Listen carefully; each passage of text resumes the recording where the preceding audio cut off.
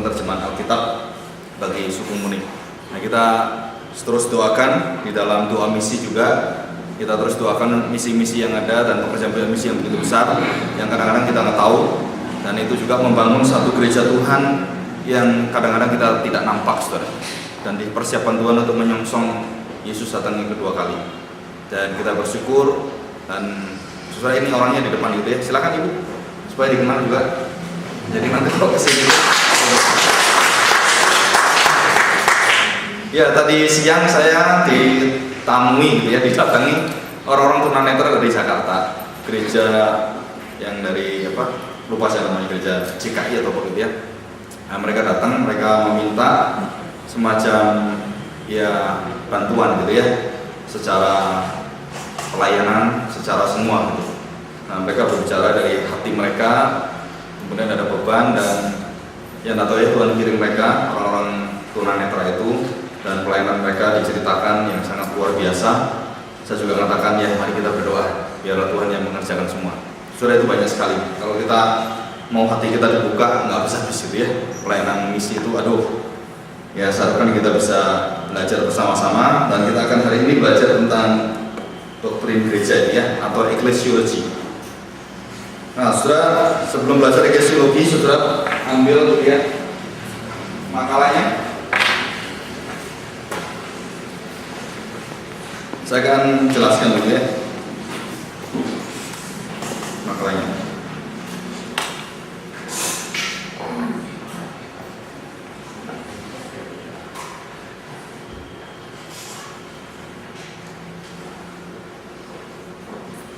Nah, saudara, di halaman pertama itu jadwal pembinaan.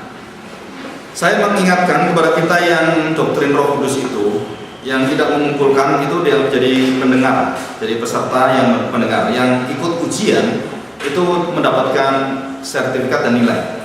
Jadi semua akan mendapatkan sertifikat kelulusan, lulus dengan jadi pendengar, terus jadi peserta, atau juga lulus dengan catatan penilaian gitu ya. Jadi ada semua.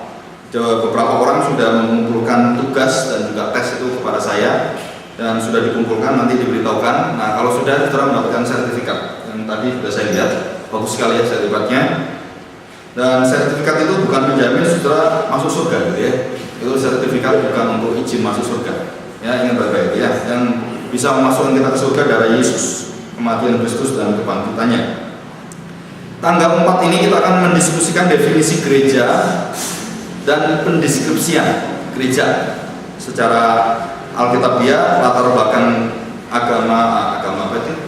kepercayaan Yahudi yang ada dalam perjanjian lama, perjanjian baru, dan kemudian zaman sekarang bagaimana panggilan gereja itu akan diampu atau diajar oleh Pak Yones Yang. Panggilan gereja, terus kemudian saya lagi natur gereja 1-2. Nah, bahan ini untuk 3 minggu saya. Kalau sampai 2 minggu selesai, puji Tuhan, nanti ditambah gitu ya. Terus pemberitaan gereja saya, karena itu ini yang tanggal 1 September itu wajib diikuti oleh para majelis, wajib. Kalau enggak dapat sanksi gitu nanti ya. Pemberitaan gereja supaya kita tahu presbyterian itu apa, ya kita di mana, dan saudara harus tahu betul-betul tahu maknanya apa gitu ya. Terus tanda-tanda kesejatian gereja oleh Pak Yones. Jadi setiap minggu kedua itu Pak Yones. Terus the means of grace, gereja menjadi alat anugerah Tuhan. Itu saya. Libur hari raya Idul Fitri ya, 22 itu. 29 tanggung jawab gereja, yaitu saya. Dan yang terakhir gereja dan kerajaan Allah oleh Pak Yones. Nanti ada semacam ya pemuraian nanti khusus gereja dan kerajaan Allah Pak Yones, dan khususnya di dalam pekerjaan mengembangkan gereja sebagai wujud untuk menampakkan kerajaan Allah di dalam dunia ini, dan itu gereja. Ya, sekarang kita masuk ke definisi gereja.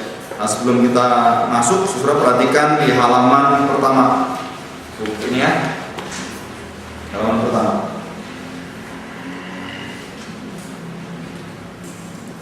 Ya, kita masuk ini ya. Nah, saudara, kalau tidak salah, saya pernah, ini sudah di-on. Tolong, ini sudah ada. Udah ya. Nah, saudara, kalau nggak salah saya pernah menjelaskan doktrin gereja ini Mercy gitu ya, nggak sampai lama seperti ini. Di Gloria juga, ingat saya pernah. Karena catatan saya pernah kerja di Gloria. Nggak tahu 2 tahun yang lalu, waktu zamannya Pak Gunawan atau saya nggak tahu itu ya. Nah, hari ini kita akan lebih detail dan kita lebih belajar lebih dalam lagi tentang gereja itu ya. Yang pertama, surah introduksi tentang istilah gereja. Surah kita seringkali mengatakan gereja itu dari awalnya kita sudah salah berkonsep, salah berpikir, dan salah mengerti gereja. Jadi kalau ditanya gereja itu apa gitu, betul ya? Apa sih gereja? Setelah bertahun-tahun dan bahkan mungkin ratusan tahun kita nggak kerasa bahwa kalimat-kalimat gereja, saya pergi ke gereja, saya melayani di gereja. Nah, surah kalimat-kalimat itu kalau kita tidak mengerti maknanya, itu menjadi satu kalimat yang menjadi kegiatan agama, hanya agama saja. Tetapi waktu kita mempelajari baik-baik, sebenarnya yang ada, saudara, yang ada di dalam pengertian Alkitab bukan seperti yang kita pikirkan. Alkitab tidak pernah menjelaskan gereja itu apa. Tapi kita menjelaskan karena definisi, what is church, gitu kan? Apa itu gereja? Nah, gereja adalah titik-titik itu tuh. Kemudian ada lambangnya ini, ada salibnya, apa ini. Nah, saudara, itu pengertian gereja secara definitif. Tetapi gereja sendiri itu apa? Saudara kan terkejut sekali. Di dalam saya mengajar perenungan tentang gereja itu ya, saudara, mengapa Tuhan Yesus itu seringkali menjelaskan begitu jelas, tapi gereja sampai hari ini itu tertutup terus. Kenapa tertutup terus? Karena pikiran kita udah dikonsepkan dan udah diajarkan, udah dari nenek moyang kita ya seperti ini. Jadi kita nggak mau kembali lagi untuk membuka hati, belajar gereja itu apa menurut kita, menggali lagi dan menyegarkan kembali, sehingga kita menemukan, waduh, selama ini saya berpikir gereja itu salah, bukan seperti ini gereja. Saudara, yang paling jelas Tuhan Yesus mengatakan, rombaklah bait Allah ini, atau bait Allah itu akan diruntuhkan oleh Tuhan, dan kemudian akan dibangun kembali di dalam berapa hari? 3 hari. Dibangun kembali 3 hari. Yang dibangun apa? Temboknya gitu. Disemaini lagi baru. Apa ini Bang? Coba saya tanya. Tubuh Kristus. Tubuh Kristus itu siapa? Orang percaya. Jadi gereja itu apa atau siapa? Gereja itu siapa? Tapi selama ini gereja itu apa? Apa gereja? Nah, jadi mulai dari definisi itu kemudian buku-buku teologi, buku apapun itu mendefinisikan, bukan semakin memperjelas apa yang Tuhan Yesus inginkan, tapi semakin menaburkan, merancukan semuanya. Memang tidak ada kesalahan yang dikatakan, oh gereja itu begini-begini, tidak ada salahnya. Oh gereja begini-begini. Apa itu gereja? Gereja adalah, gitu ya. Setelah waktu kita ditanya gereja, what is, apa itu gereja? Sebenarnya paling tepat pertanyaan adalah siapa gereja itu? Gereja bukan sesuatu atau benda atau materi. Gereja adalah tubuh Kristus, dan tubuh Kristus itu adalah orang percaya. Jadi apa gereja dengan siapa gereja, itu langsung memisahkan kita antara gereja yang benar dan gereja yang selama ini kita anut. Jadi gereja itu bukan apa gereja, tapi siapa gereja itu. The people of God. Jadi batu-batu yang dibangun itu adalah daging Kristus yang dipecah-pecahkan, yang untuk orang-orang percaya itu, dan kemudian disatukan di dalam tubuh Kristus, dan yang menyatukan seluruh itu adalah kuasa Tuhan dengan darahnya itu. Dan siapa yang disatukan? Orang-orang percaya. Bukan gedung kita. Oke, kalau gereja Injili gedungnya kayak gini, gereja karismatik gedungnya kayak gini, gereja ini gedungnya kayak gini, franchise KFC seperti ini, McDonald seperti ini, Honda seperti ini, Toyota seperti ini. Kan kita begitu lewat jalan tahu, oh Toyota. Kita tahu kan kenapa? Karena bentuknya sama. Di mana-mana Toyota sama. Betul. Jadi kalau gereja kita sudah tahu, oh ini gereja suku ini, kenapa? Wah pendopo, wah ada ininya, nggak ada mimbarnya, semua duduk di bawah main ting tong ting tong ting tong. Nah ini gereja suku.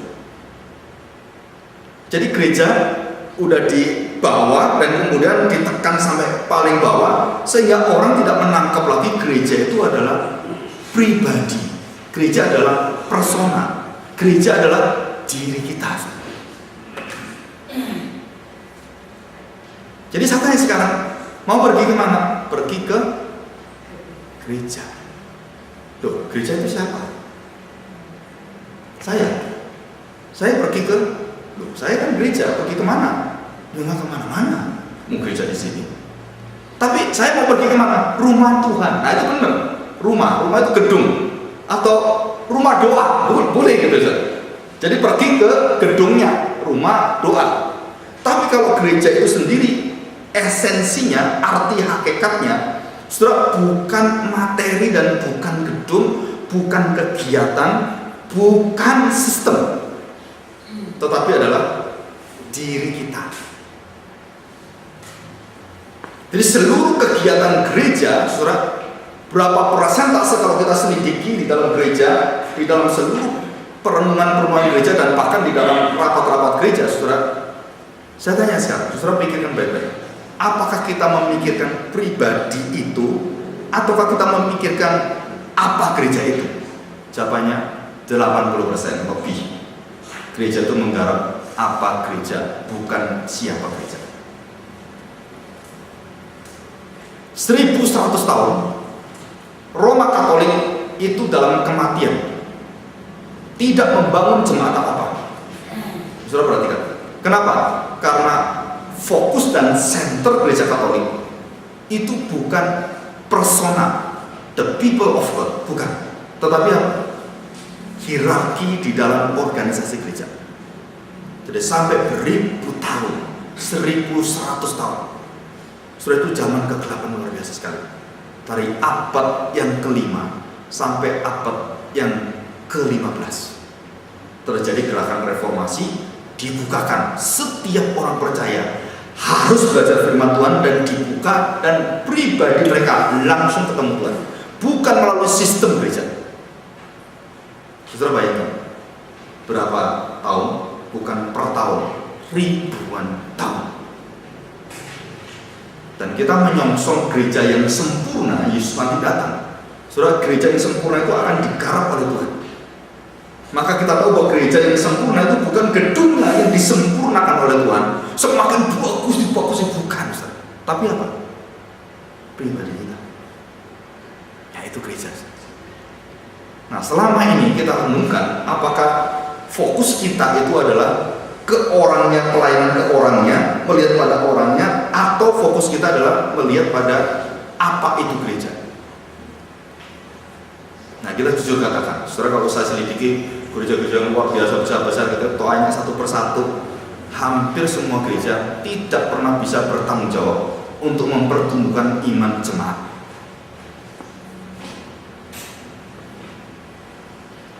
Saudara, ada yang mendidik secara komunitas, ada yang mendidik secara indoktrinasi, ada yang mendidik secara dogma, ada yang mendidik secara praktis, ada yang mendidik secara sosial. Jadi gereja itu bersosial gitu.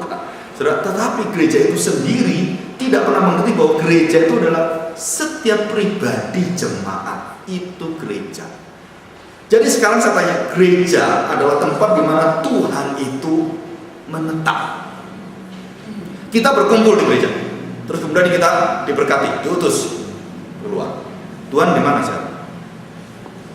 Di gereja itu kasihan, Tuhan kesepian terus.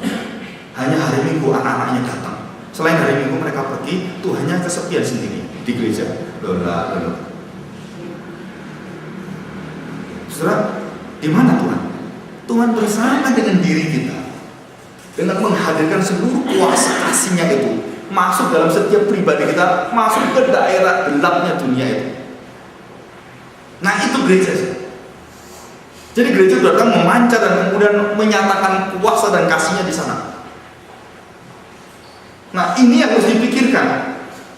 Jadi bukan orang ditarik itu masuk dalam gereja, kemudian di dalam gereja semua dibesarkan. Bukan itu sebenarnya. Bukan itu intinya. Bukan di dalam kegiatannya, bukan. Tetapi pribadinya itu yang disatukan oleh Tuhan. Nah, saudara, kalau kita sudah mengerti fokus ini, maka kerancuan istilah gereja itu bisa kita hindari. Jadi sekarang sudah ngerti ya, fokusnya apa? Persona, pribadi. Jadi Yesus itu menggarap orang-orang percaya, bukan menggarap gereja. Menggarap pribadinya orang percaya, supaya serupa Kristus. Yang menjadi serupa Kristus itu bukan gedungnya serupa Kristus, bukan. Tapi siapa? Orang-orang percaya serupa Kristus. Nah, saudara, kalau kita sudah tahu seperti ini, nah saudara mulai sekarang ini mulai berpikir, siapa yang harus digarap, gitu ya, saudara? Pribadi. Siapa yang harus dipikirkan? Siapa yang harus dilayani? Pribadi. Fokusnya ke sana. Jadi kita mulai berubah. Berubah apa? Apa sih gereja itu? Ya, oke, kita lanjutkan.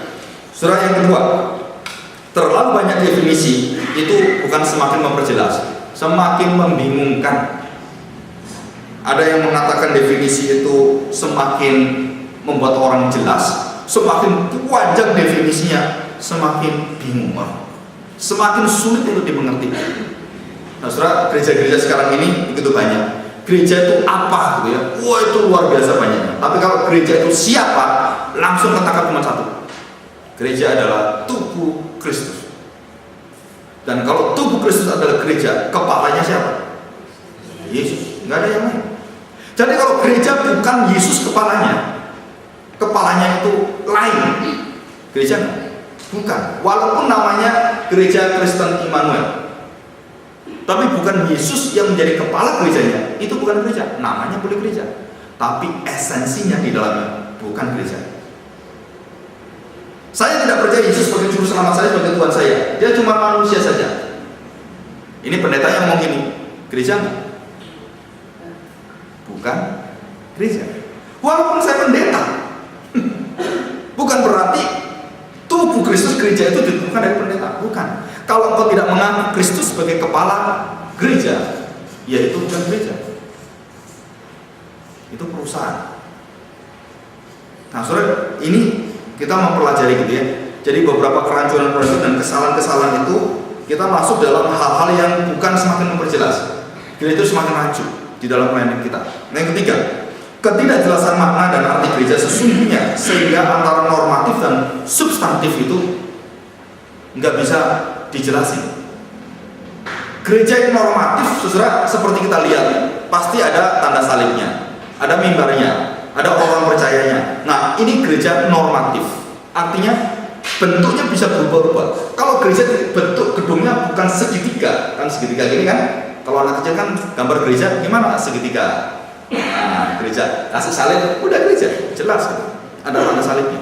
Nah, itu yang kita lihat secara normatif. Substantifnya apa? Saudara, yang normatif biasanya bisa dijelaskan, tetapi yang esensi, yang betul-betul maknanya itu sulit dijelaskan. Jadi kita harus menangkap ini. Gereja yang ditangkap dengan makna dan gereja yang tidak bisa ditangkap dengan makna, artinya yang betul-betul jati diri gereja. Setelah itu gereja yang nampak dan gereja yang tidak nampak. Itu dalam penjelasan nanti dijelaskan ya. Nah, di sini kita lihat normatif dengan substansinya itu apa. Di dalam inti dasarnya itu apa gereja.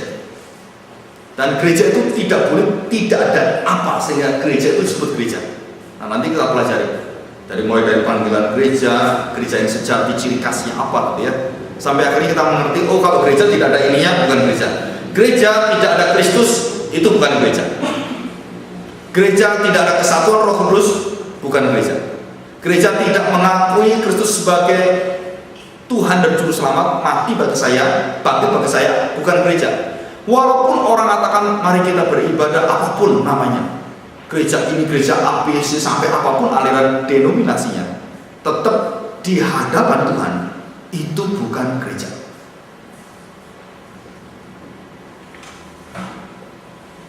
Jadi mata Tuhan melihat dengan mata kita beda. Kita bisa salah dan bisa dipalsukan mata kita, tapi Tuhan tidak bisa. Jadi deteksi gereja, identitas atau DNA gereja, saudara nggak boleh harus ada ini, tidak boleh tidak ada, harus ada ini. Harus ada apa? Yaitu Kristusnya itu. Dan siapakah yang menjadi satu kekuatan dalam gereja itu adalah tubuh Kristus. Ya, tadi pagi saya jelaskan hal-hal yang menarik itu ya. Yang keempat, sumber identifikasi gereja yang seringkali salah adalah diambil dari luar Alkitab. Jadi dari luar melihat, oh orang Kristen itu seperti ini ya, dari ilmu sosiologi, wah orang Kristen itu baik. Mereka bisa ngerti satu sama lain, bisa memaafkan satu sama lain. Akhirnya dibuatkan teori. Gereja adalah lembaga sosial yang mengerti manusia secara utuh. Gereja dilihat lagi secara pribadi manusia, waduh sangat pengertian, empatinya tinggi. Secara psikologi gereja adalah kumpulan orang-orang berempati yang sangat dalam. Itu gereja. Saudara, pengertian-pengertian ini tidak menyatakan gereja itu gereja. Itu hanya dari luar menilai gereja. Tapi gereja sendiri itu yang memberikan arti, bukan dari sosiologi, bukan dari apapun, tapi dari Yesus sendiri yang mengatakan. Apa itu gereja? Alkitab sendiri yang mengatakan. Apa itu gereja? Belajar dari Alkitab, jangan belajar dari ilmu yang lain. Nah, kita harus belajar ini. Ya, oke. Saudara, finalitas gereja adalah finalitas Kristus. Tadi kita sudah jelaskan. Saya akan beritahu begini ya. Saudara, saya tanya sekarang. Ini kita ngomong. Maaf ya, kita sebut agama-agama. Agama A, gitu ya. Wah, dia sembahyang begini. Terus yang kita katakan apa? A itu tidak ada Kristusnya, maka binasa. Betul? Gitu ya. Kenapa? Karena kita tahu, oh mereka nggak percaya pada Kristus. Jadi pokoknya orang yang di dalam gedung agama mereka, baik itu di dalam gedungnya orang Buddha, di gedung masjid, di gedung vihara, kelenteng, itu orang binasa semua. Nah, saudara, kita harus hati-hati.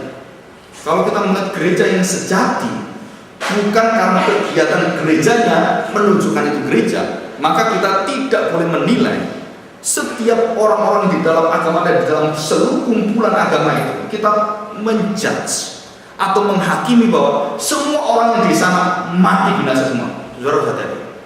Kalau di antara mereka ada yang bertobat, saudara, mulut kita dipotong.